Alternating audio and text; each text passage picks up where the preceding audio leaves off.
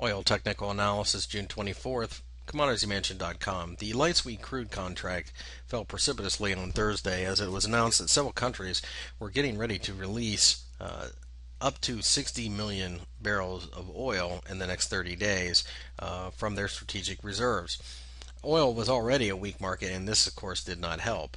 As you can see, the 92.50 did give way, but the important psychological area of 90 did not. And in fact, we've bounced since then. The market many times will see something like this as simply running out of bullets, and you have to keep in mind that as they release these barrels of oil, they have to eventually buy them back in order to fill those tanks back up.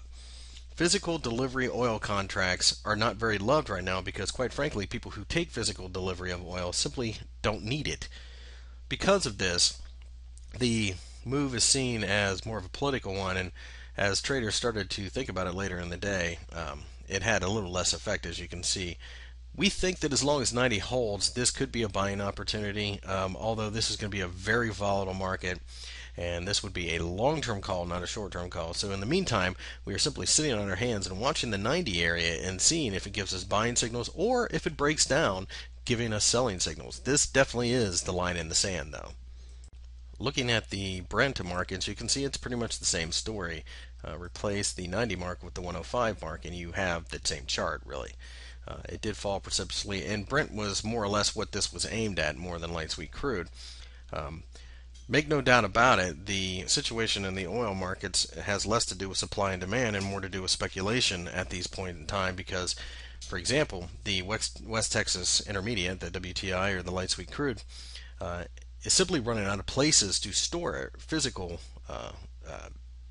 barrels of oil in Cushing, Oklahoma. So it certainly has nothing to do with supply and demand. Because of this, this market could perhaps bounce from here. And 105 is your line in the sand. If we get a bullish candle or some type of supportive candle, it might be worth placing it long. You have a nice simple stop at 100 in case the market does go against that candle. And it's worth possibly $20, $25 by the time it's all said and done.